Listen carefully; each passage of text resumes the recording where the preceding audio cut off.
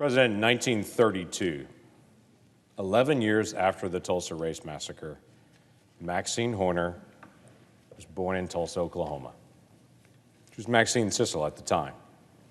She grew up in segregated Greenwood, a district recovering from the devastating effects of the massacre just a little over a decade before. Her parents were exceptionally protective and instructed Maxine and her siblings not to go into certain stores in downtown Tulsa, knowing their children wouldn't be welcome. They didn't want their children to experience the pain and humiliation of being told to leave a store or to not sit at that end of the counter.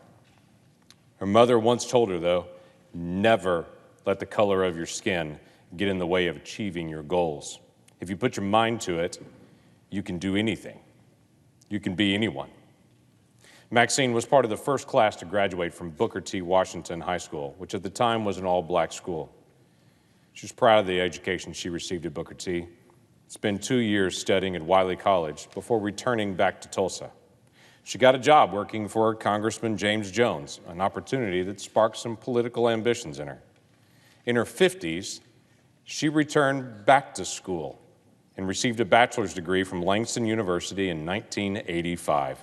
Despite being decades older than her fellow classmates and occasionally being mistaken to be the professor in her class rather than one of the other students, she finished her education. And in 1986, she ran for the Oklahoma State Senate and became one of 2 women to be elected for the first time into the Oklahoma State Senate as an African American. Maxine was a true trailblazer. She worked hard for her constituents, and she championed education and the arts. Her life was full of some poetic justice, quite frankly. She grew up in the Greenwood district in the wake of the Tulsa Race Massacre, but in the late 1990s, she sponsored the state legislation that created the Tulsa Race Riot Commission. She also co-founded the Greenwood Cultural Center. After she left office, she continued to fight for the victims of the massacre and chaired the committee overseeing the search for the burial sites, work that's still going on today. As a young teen, she recalls going into the Tulsa Union Depot and seeing drinking fountains labeled colored and white. But as a state senator, she sponsored the legislation that created the Oklahoma Jazz Hall of Fame, which now occupies the old Tulsa Union Depot building, where they don't have drinking fountains labeled black or colored in white. As a student, she attended segregated schools. As a senator, she championed the Oklahoma Higher Learning Access Program, or what we now call Oklahoma's Promise, a scholarship program for low and middle income students in Oklahoma. Oklahoma's Promise has helped over 75,000 young Oklahomans pursue higher education. She's left quite a legacy. And 2 weeks ago, on February the 8th, Oklahoma lost this transformational giant. Maxine Horner passed away at the age of 88. And she will be certainly missed by her families, and she'll be missed by Oklahoma. I did mention that in 1986, she was one of 2 ladies that were African American that were elected in the state Senate that year, the first ladies that were African American to be elected into our state Senate. The other lady was a dear friend, Vicki Miles LaGrange. And she's younger. She was born in 1953 in a segregated hospital in Oklahoma City. She grew up in a loving home with her parents and older sister. Her parents were well-respected educators in Oklahoma City. Both got their master's degree from the University of Oklahoma in 1955, just 7 years after Aloha Sipple won her case at the Supreme Court to allow black Oklahomans to even attend at the University of Oklahoma. As a young girl, she was interested in government. And when her friend's mother, Hannah Atkins, decided to run for the Oklahoma House of Representatives, Vicki helped out just even as a teenager. She became what they put together called Hannah's Helpers, a group of young people who campaigned for Hannah Atkins. Hannah Atkins won her race and became the first black female to serve in the Oklahoma House of Representatives. Vicki attended McGinnis High School. She stayed involved in a little bit of politics there, participating in Girls State, asking a mutual friend, Patrick McWigan, who I am convinced had a crush on her when they were in high school, Asking Patrick about that time, he recounts the stories and has written about it even in some of his writings, about how Vicki went to Girls State and was elected governor of the Oklahoma Girls State program that year.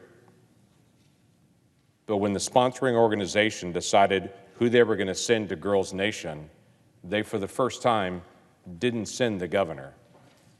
They chose to send the lieutenant governor. That's what Vicki faced as she grew up. She attended Vassar College, and at 18 became a delegate at the Democratic Oklahoma State Convention. It was there that she met Carl Albert, who told her that if she ever ended up in D.C., to look him up and to come work for him. Well, that's all you would have to tell Vicki. She attended Howard University Law School, walked right into the Speaker of the House's office one day here at the Capitol, and convinced Carl Albert that she should remember his offer. And she became an intern in his office immediately while she pursued her law degree. This is not an unusual thing for Vicki. After graduating law school, she clerked for a federal judge in Houston, joined the criminal division of the Department of Justice, where she helped prosecute Nazi war criminals. In 1983, she decided she wanted to return to Oklahoma. So she returned, though she was rejected for an office in the U.S. Attorney's Office. Ironic, because later she became the U.S. Attorney for the Western District. She walked right into the district attorney's office, Bob Macy's office, resume in hand, no appointment, and asked to be able to speak with him. And she waited outside of his office until he came out of his office. He came out for lunch and walked out with a job offer after that. 1986, she decided to run for state senate. This was the same year as Maxine ran as well. Her dad, a former industrial arts teacher, helped fix up her campaign headquarters. Her mother and mother's best friend were her campaign managers, and she won that race and unseated Senator Porter, a 22-year incumbent. When you look at Vicki's life, there are a lot of firsts.